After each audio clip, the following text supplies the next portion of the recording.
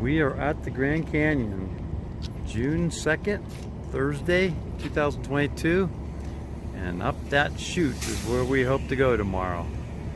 That path you see out there is Plateau Point, but we're going to be going off to the right up that big rugged area and all the way to North Rim. So we hope to go all the way there and come back, starting at 4 o'clock Friday morning. We found our hotel room.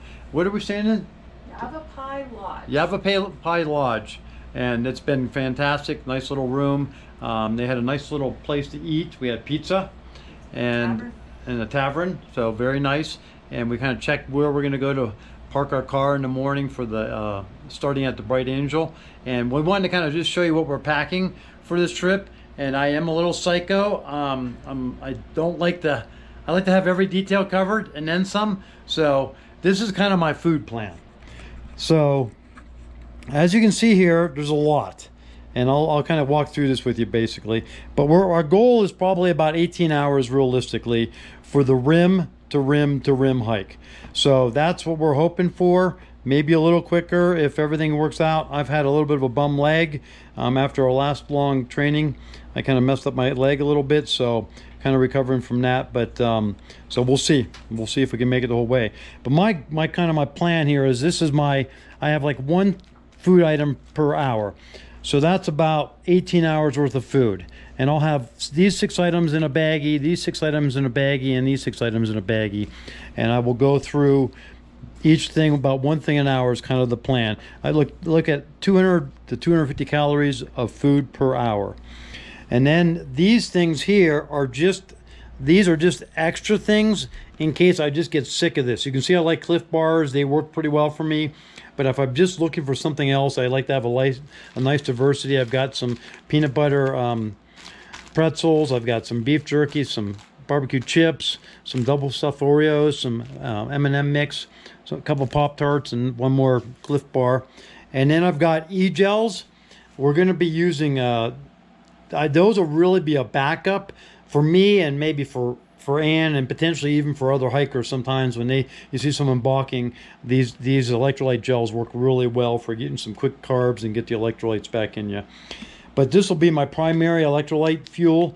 So in addition to these calories, I'll have these, which will probably average out another 100 calories per hour. So we're looking at 300 to 350 calories per hour for me.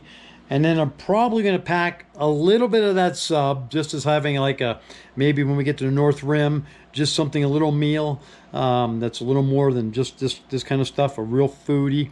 And I might actually roll up a piece of pizza that we had tonight that was really good. So that's kind of the overall nutrition plan. I've got a hydration pack that I'll be carrying that's about 100 ounces. So at times I'll have that full, other times I'm going to go half of it. And I've also brought a couple plastic bottles to fill for, like, maybe we're doing the last climb up out of the South Rim, and I want to have as little weight as possible. There's water stations about every 1.5 miles, so I may end up doing that at the end when I'm just absolutely whooped. So, all right, there's my love, Ann. And you can see we're quite diverse on our food plan here. So if you want to tell me what you got here. And we'll start from the left to the right. I don't dial it in as far as the calories or what I'm doing. I go by what I want and what I'd be hungry for, and I reward myself at different points in a hike or a run. So I have 5 separate bags that I have organized with small internal baggies, and I'm trying to have some salty, some fresh, some maybe something hearty. And in some I have blocks. I know I could use those. Oreos. Those are like energy blocks, kind of like the E-gels, but in block form. Yes, I do not do E-gels. So, and then part of that sub, I have already chopped that up. So you got some sourdough pretzels, some cheese strings, pecans, grapes. Cheese and grapes, yeah. You've got, what are these? Swedish fish? All right. Some bars. Some bars. Some. What do you call these again? Fritos. Fritos. I know and eat Fritos. And got the grapes and a little bit of her sub sandwich. And she's got her tailwind. Again, she's got a hydration pack. And I think that's Oh, M&Ms might be in my front pockets. that's a nice little energy boost and treat. So Yes. next we'll take a look at what we're gonna, our gear. So you ready? Yes, I am. Okay, now I'm gonna give you a review of the gear I'm carrying. Again, this is supposed to be a less than 1 day trip. I've got a little bit of everything. So anyways, I got the Osprey Talon 22 backpack, which is going to fit all this stuff. I've got the Ultra Lone Peak boots. They're older ones. I can't remember what model those are. Got a couple gaiters. I'm going to wear the Smart Wool socks, and I also have Remora calf sleeves on underneath those. Then I've got just my BCG from Academy Sports running shorts. They do have pockets. I will be carrying a water bladder. It's up to 100 ounces, so I will use 100 ounces a couple times, and I'll probably also have maybe 80 ounces one other time just to cut down on weight. I'm going to carry an extra smart bottle, and I'm also going to carry a extra water bottle, like a bike bottle, so I've got a wide mouth, so I can maybe do a little less water for some of the parts where it's a strenuous uphill and cut back on the weight. I'll wear a sleeveless shirt underneath after I put the band-aids over my nipples. I've got the short sleeve Marshfield t-shirt, remembering Prefontaine. And then I've got a couple calf sleeves or arm sleeves. Those will work both for when it's cooler and also just for sun protection when it gets too hot. I've got a little bit of a sweat towel that I'll carry. I've got a neck gaiter or buff. I'll probably wear that around my neck and maybe over my head at the beginning of the walk. When we start off tomorrow morning about 4 a.m. it should be about 40 degrees, so it'll be a little cool, so a little extra protection there. We got the hiking poles. I will use the hiking poles. I've got a little extra duct tape on the one, little medicine tape on the other. And then I've got some hiking gloves that I wear. Otherwise, I end up with blisters all over my hands, so that's just me. And then this is going to be some other stuff I'll be carrying in my pack. So I like a waist pack. The one thing about backpacking, I hate everything on my back. I want to be able to access everything, so I'm a little crazy that way. But I wear a waist pack. I'll have enough food for basically 6 hours in that waist pack that I can get, so I really don't have to stop for almost 6 hours, as long as I've got enough water. Then I've carried kind of a small little first aid kit. I got some sodium pills, some Advil, some Imodium, some Neosporin, a Band-Aid, some lip gloss, some gum, fingernail clippers, and a knife with scissors on it. That'll be in my front pack, and my phone will be in my front pack. And then the rest of the stuff I'll carry. I'm going to carry this little pack across my waist. What I've done is lay out a little plan for the hike, so we kind of have an estimate of how long it's going to be, the elevation change, estimated arrival time. Again, these are all estimates on the arrival times, and then how many miles per section, the elevation change.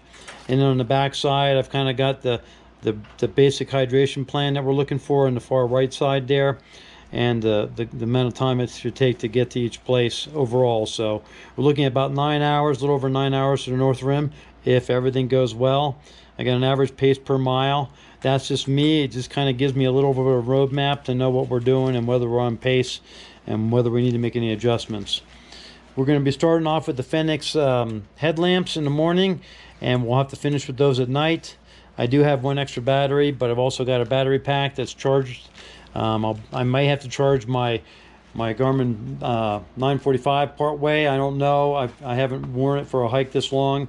So if so, I can charge that up. I also can charge up my phone, which I'll be using for taking some pictures. Then I've got my GoPro stuff. I've got extra batteries and extra SD cards. I've got an extra pair of socks, long sleeve shirt. These things here are basically if we get stuck overnight somewhere for some reason. One of us gets injured or something, and we got to hunker down. So I've got a long sleeve shirt, long sleeve tights. I got some short sleeve tights. Got some gloves. I'll probably start off with this jacket in the beginning over my short sleeve shirt and sleeveless shirt. Then I've got a knee sleeve, couple ankle braces, one for me, one for Ann potentially. She's got her own knee brace potentially. Again, these are just safety measures. I've got bad ankles. I've had a lot of issues, so I play it safe. As you can see, got a little a lighter here, electronic lighter. And this is in case you can't hit one of the restrooms and you need to take care of things in nature. Got a little shovel. Got a couple emergency blankets and a little bit of a plastic tarp there. Got my hat that I'm gonna wear with my sunglasses. Got a little mini first aid kit with Ace bandage, some tape, some band-aids, some suntan lotion, some Vaseline, some gauze. Got some KT tape. I've got my Sawyer filter in case we need to take water right out of the stream. We shouldn't, based on all the places the water is going to be open, but just as a backup. Got the Body Glide to put on first thing in the morning, and if I need to put it on during the hike. So that's basically what I've got for the hike. And Ann has got similar things, but on a much smaller scale because she's not as crazy as I am. So we are going to now pack our bags. We hope to be to bed about 6 o'clock this time, which is 9 o'clock Charlotte time. We flew this morning and got in here, and so if we go to bed at 6, it'll feel like it's 9 still to us. And then when we get up, we should get up at about 2:30, and hope to be starting by 4. You'll find out whether we stay on that agenda or not. And we should be good to go in the morning, so we'll see you in a couple hours.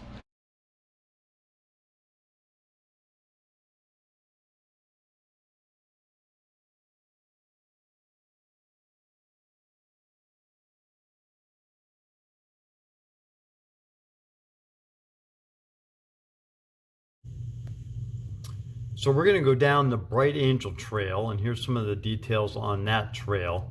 And we've chosen that because there is water along at the 1.5 mile, 3 mile, and Indian Gardens, so 4.5 miles in. We have water. It is more accessible. We can park right there. I'm in a parking lot by the Bright Angel Trailhead, so easy to get to, and we don't have to take a shuttle or anything like that. And we can start there just about any time, so no issues there. So that's the details on the Bright Angel Trail. It does not show Phantom Ranch, but that's just beyond Bright Angel Campground, and it's only about another 1/10 of a mile or something like that. It's not much at all. So that's the Bright Angel side. Then from Phantom Ranch, we will go up the North Kaibab Trail to the North Rim. And then the goal, you can see again some of the elevation and the change and their estimated time for round trips to each of those locations. So we'll go up that, then our goal is to come back down that and then go back up the Bright Angel Trail if all things go well. We will see. And then here is the basic map just to give you a rough idea. So here's the Bright Angel Trailhead. And you can see all the switchbacks we have. You have the 1.5 mile rest house, the 3 mile rest house, then Indian Gardens, all of which have bathrooms and water sources. Of course, the bathrooms are all uphill, so you have to add to your hike, you have to go up to the bathroom, so that can add a little mental challenge for you. Then we got Plateau Point. We are not going to, so we'll divert from right here in Indian Gardens and go down this trail here. Again, a lot of switchbacks and drop off down here, going to the River Rest House. Then we'll go across the trail here along the Colorado River, and then we will cross the Silver Bridge, and then we'll hit Bright Angel Campground and then Phantom Ranch. We'll try to refuel a little bit at Phantom Ranch and then continue on. You can see here's a couple bridges. You've got the North Kaibab Trail that we're heading up, a couple more bridges, and then we'll head up here. And so Ribbon Falls is way up here. Again, that bridge to that is out right now. They don't recommend you going, but we met some people along the trail who actually had hiked over there. It's not very far. I've never done that, but without the bridge, you actually have to do a river crossing, so that's probably a little outside of my comfort zone, but some people did that, didn't seem to have any kind of real problem. Then you go up here to Cottonwood. So the distance between Cottonwood and Phantom Ranch is about 7 miles. So that's a pretty good hike there. And then get to Cottonwood. There is a water source there. Then you hike from there up to Manzanita. You're starting to the climbing really starts to begin from Cottonwood up to Manzanita. Again, water and restrooms at both locations. Then there is Roaring Springs, which you'll see in some of the video. I'm sure we'll take a shot of that. I've never crossed over to go up to that. I've just stayed on the main trail, and we will do that this time since we are trying to do rim to rim to rim. And then you climb up here, and this is really, Manzanita is the last place that you're going to have water accessible to you. The Supai Tunnel up here is almost always, the water to that is almost always off. So it's not a reliable source, and you can usually check on the website before you travel to see whether there's water there at any of the locations.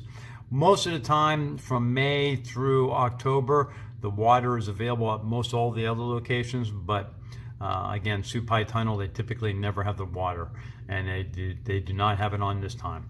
So Red Wall Bridge, that is the next big crossing after you leave Manzanita. You see the Roaring Springs. Then you actually drop down a little bit here, which is a little insult to injury, to get to Red Wall Bridge. Cross over that, then you start doing a lot of switchbacks and climbing.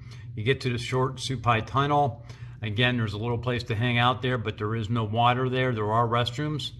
And then you start climbing back, and this is where the climbing really is getting intense. Really, from Red Wall on, it gets pretty intense. And it goes all the way up to Coconino Overlook. So you're about 3/4 of a mile from the finish at that point. And then you climb up the North Kaibab trailhead. So that's the North Rim.